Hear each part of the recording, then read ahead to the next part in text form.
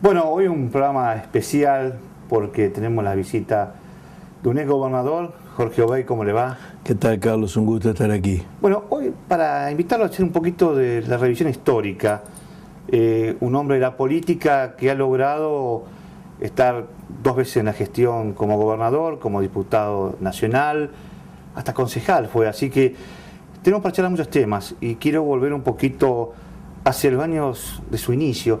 ¿Cuándo comenzó a militar en política? Yo comencé, pero antes permítame que le corrija un olvido, también fui intendente de esta ciudad. Por supuesto. Se lo digo porque es el orgullo más grande que tengo de todos los lugares que ocupé. Ahora, después le voy a explicar por qué es algo que a mí me vamos a charlar ese tema porque hay una cábala, no sé qué, en tema en Santa Fe, nadie se anima a hacer la reelección como intendente. Es decir, tratan de ser gobernador, pero no se animan a ir por la reelección como intendente. No. Por lo menos la historia dice que quiso ser reelecto, perdió. Yo no sé si es que no se animen. Yo después de haber sido intendente fui gobernador de la provincia. Lo que pasa es que ser intendente de una ciudad como Santa Fe, que es una ciudad compleja, es una ciudad con muchos problemas, no es una cosa fácil. Y créame que agota. Agota, se necesita un espíritu especial, una edad especial, un dinamismo especial. Ya vamos a hablar de eso. Por supuesto. Pero no quiero dejar sin contestar la pregunta que usted me hacía. Yo comencé mi actividad política muy joven. Yo provengo de un hogar peronista, mi padre era profesional, era médico en Diamante, en Entre Ríos, era un hombre de militancia en el peronismo, si bien nunca ocupó cargos públicos, era un peronista, lo mismo que mi madre, de manera que yo oí hablar de política en mi casa desde las épocas de la muerte de Evita y de la Revolución Libertadora, cuando yo era un niño. Y a partir de allí mi vida se marcó dentro del peronismo. Comencé a militar en Juventud Peronista cuando iba al colegio secundario en Entre Ríos, y ya cuando vine a estudiar Ingeniería Química a Santa Fe, a través de la militancia universitaria, enganché con lo que luego fue la Juventud Peronista, y a partir de allí las luchas heroicas que se dieron dentro del peronismo y de la sociedad toda por el retorno del general Perón a la Argentina, y una historia que se continúa hasta estos días. Y dentro de ese peronismo había una agrupación especial, tenían un nombre, cómo trabajaban, más allá, donde después terminó siendo, bueno, Montonero o algunas de esas personas. No, estudiantil. En lo estudiantil yo milité en una agrupación que era el Ateneo Universitario. El Ateneo Universitario era una agrupación de raíces cristianas, que venía fundamentalmente de la organización en los colegios mayores universitarios. Yo, cuando vine aquí a los 17 años a estudiar Ingeniería Química, comencé mi actividad universitaria viviendo varios años en el colegio universitario. Tengo el mejor de los recuerdos de aquellas épocas. Estaban a su cargo, era una institución cristiana, estaban a su cargo hombres como primero Ernesto Leyendecker, que había sido un gran antiperonista y que ya venía de vuelta después de sus viajes a Europa, venía más apaciguado, más tolerante, y además era un intelectual brillante. Después hice una amistad muy grande con Atilio Rosso, que fue el rector del Colegio Mayor después de Leyendecker. En esa época militábamos en el Ateneo Universitario, que, como le decía, era una agrupación de origen cristiano, pero que venía acercándose fuertemente en los años mediados de los 60, cuando yo llegué, hacia el peronismo. En la universidad yo milité en el Ateneo Universitario, y después ya salí a la vida política en el Partido Justicialista, en la Juventud Peronista. Y a ver, en esa época, antes que vuelva la democracia, ¿qué se hacía? ¿Cómo se trabajaba? ¿Cómo se militaba para mantener la llama del peronismo? No era cosa fácil. Si bien las dictaduras de Onganía, Levington, Lanusse no tuvieron la ferocidad asesina que tuvo la dictadura de Videla y los que le siguieron, eran gobiernos militares, eran gobiernos autoritarios, y por lo tanto había estado de sitio, estaban disueltos los partidos políticos. Yo siempre comento que un lugar muy importante donde nos formamos en la militancia, muchos de los que provenimos de aquella época, son los sindicatos.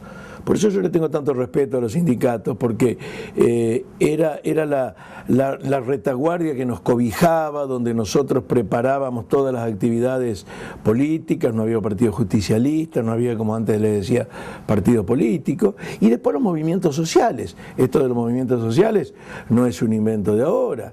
Estaban los centros de jubilados, las bibliotecas populares, las parroquias, donde tantos curas amigos, algunos de los cuales todavía viven, son ya viejitos y tanto los quiero y los visito, todos participaban en las actividades que nos llevaron finalmente a la posibilidad de que hubiera nuevamente democracia en Argentina. Me refiero a la del año 1973, cuando es electo presidente Cámpora y Perón regresa a la Argentina. Hablando de Cámpora, es un hombre que usted tuvo la oportunidad de conocerlo personalmente, ¿no? Sí, yo a Cámpora lo conocí mucho, tuve muchos diálogos con él, viajamos juntos a Madrid en un par de oportunidades a visitarlo a Perón, tenía un trato muy directo y bastante cotidiano con él, porque yo pertenecía a la Juventud Peronista, él era el delegado de Perón en la Argentina, incluso después, en el poco tiempo que fue presidente, también tuvimos una buena relación.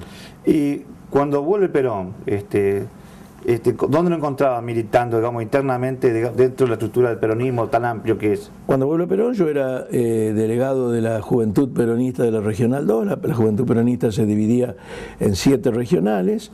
Una de ellas, la Regional 2, que involucraba a Santa Fe y Entre Ríos, me tenía a mí como su representante y allí estaba yo. Yo participé en el operativo de regreso de Perón, fui designado para viajar en el charter que lo trajo a la Argentina, y luego viví en Gaspar Campos. Cuando Perón vivía en Gaspar Campos, yo era uno de los hombres de la Juventud Peronista que vivía en la residencia junto a Perón, conversábamos todas las tardes. Realmente, mire, se lo cuento 50 años, 40 años después se me pone la piel de gallina, porque son cosas que me ha dado, alegrías que me ha dado la vida, y que realmente las considero el mayor de mis tesoros, haber podido estar horas y horas al lado de muchas personalidades de la vida política e intelectual de la Argentina y del mundo, y fundamentalmente en lo que a mí hace como hombre del peronismo, haber podido estar tantas horas aquí y en España conversando con el general Perón. Ahora, cuando vuelve su tercer mandato, ¿qué le faltó para, digamos, vaya su ancianidad, su vejez, su enfermedad, qué le faltó para, digamos, consolidar el gobierno que después termina en esta, digamos, con su muerte, la debacle del gobierno de Estela Martínez de Perón? Yo creo que entre el primer regreso de Perón en noviembre del 72 y el segundo regreso en junio del 73, cuando se producen los disturbios de Seiza, en esos 6-7 meses que Perón está en Madrid, tiene problemas de salud. Esto no lo invento yo, esto lo comenta en uno de sus libros el doctor Tayana, que era uno de sus médicos personales, y lo comenta Pavón Pereira, que fue su biógrafo personal. Perón vino algo disminuido físicamente, no en su lucidez, estaba tan lúcido como siempre, pero tenía algunas limitaciones. Y además vino a una Argentina muy difícil, de mucha confrontación, de mucho enfrentamiento.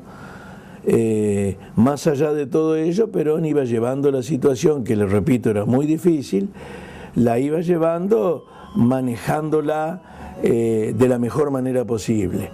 Llevó adelante transformaciones muy importantes, que yo creo que de no haber muerto Perón y haberse podido mantener todo esto en el tiempo, sin lugar a dudas, el tercer gobierno de Perón hubiera sido un gobierno tremendamente beneficioso para el país. ¿Qué ocurre? Muere Perón con el país muy enfrentado entre distintos sectores de dentro y de fuera del peronismo, y se produce todo lo que conocemos. Ahora, también un poco algunos que estaban se acercaron para su gestión, el caso de figuras nefastas, por ahí como el caso López Rega, también influyeron para que esto... Por supuesto, López Rega era un personaje nefasto. Nosotros de la Juventud Peronista, yo personalmente, tuvimos confrontaciones muy fuertes con López Rega. nos decíamos barbaridades, nos tratábamos muy mal mutuamente. Era una persona despreciable, pero tenía un ascendiente muy grande sobre Perón. Creo que son cosas que hay que respetarla. Perón ya era un hombre viejo, López Rega se le había acercado a todo lo que era la protección de sus actividades personales, cotidianas, y usaba eso para poder aspirar a lugares en el poder, y de hecho que lo consiguió.